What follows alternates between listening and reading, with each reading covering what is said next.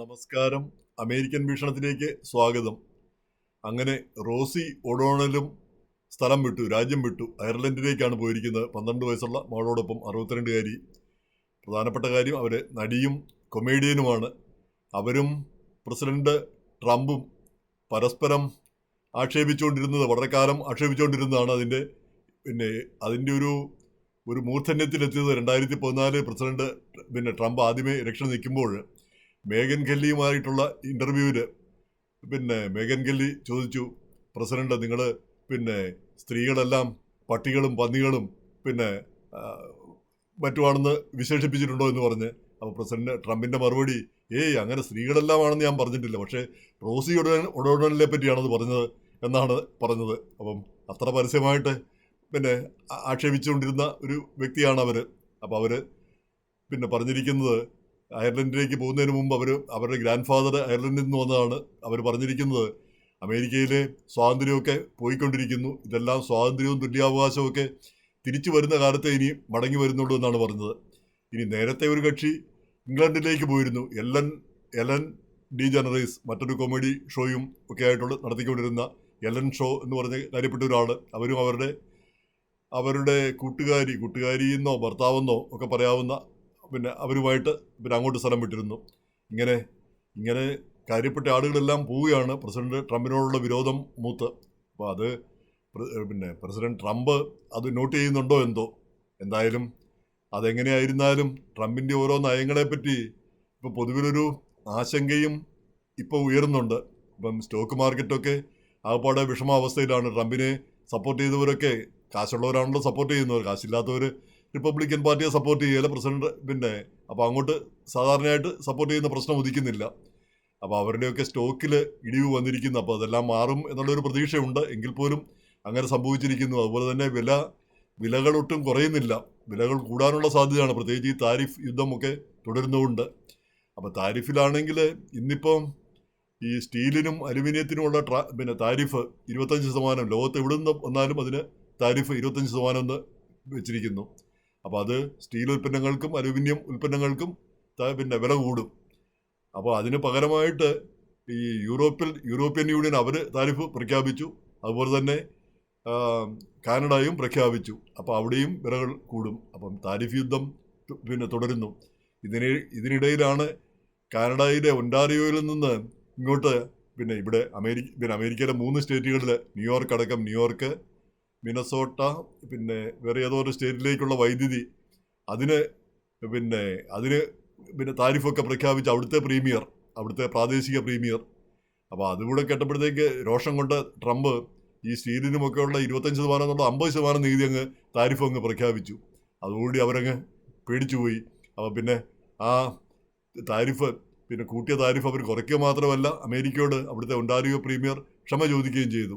ഒൻറ്റാറിയോ എന്നൊക്കെ പറഞ്ഞാൽ കുറച്ച് മനുഷ്യർ മാത്രമുള്ള ഒരു ചെറിയ സ്ഥലമാണ്. സ്ഥലം വലുതാണ്, പക്ഷെ കുറച്ച് മനുഷ്യർ മാത്രമുള്ള ഒരു പ്രോവിൻസ് മാത്രമാണ്. അപ്പോൾ അവരും അമേരിക്കയും തമ്മിൽ ഒരു താരതമ്യവുമില്ല. അതെന്തായാലും ഈ താരിഫ് യുദ്ധമൊക്കെ നടക്കുന്നത് അമേരിക്കയ്ക്കും ലോകം ഒട്ടാകെയും നല്ലതാണോ എന്നാണ് ചിന്തിക്കേണ്ടിയിരിക്കുന്നത്. ഇവരെല്ലാം നമ്മുടെ സുഹൃത്തുക്കളെയാണ് നമ്മൾ പിണക്കുന്നത്. അപ്പോൾ സുഹൃത്തുക്കളൊക്കെ ഉള്ളത് കൊണ്ടൊക്കെയാണ് അമേരിക്ക ലോകത്തിലെ നമ്പർ 1 ശക്തിയായി തീർന്നിരിക്കുന്നത്.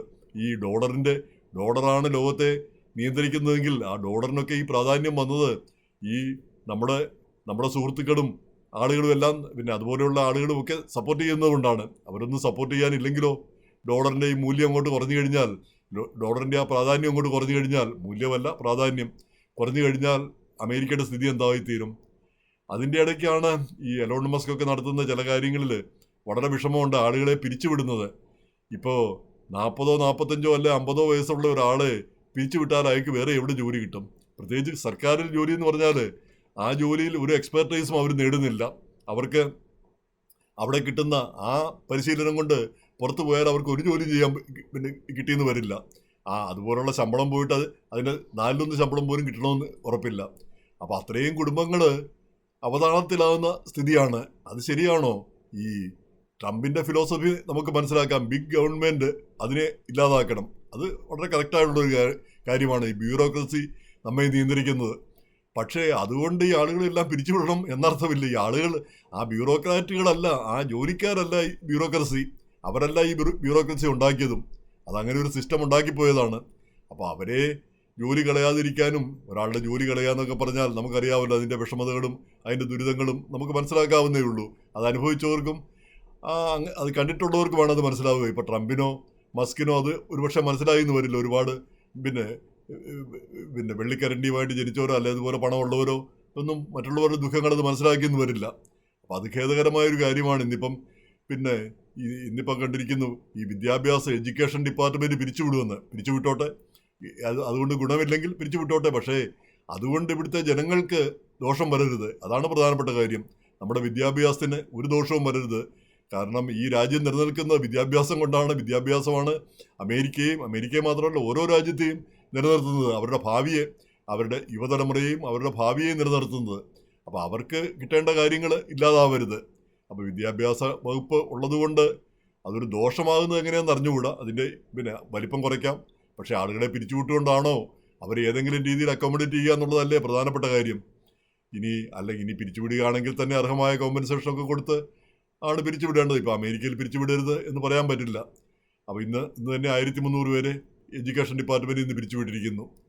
അപ്പോൾ അത് എഡ്യൂക്കേഷൻ ഡിപ്പാർട്ട്മെൻറ്റ് അവസാനിപ്പിക്കുന്നതിന് ഇല്ലാതാക്കുന്നതിന് വേണ്ടിയിട്ടുള്ള നടപടിയാണെന്നാണ് പറയുന്നത്.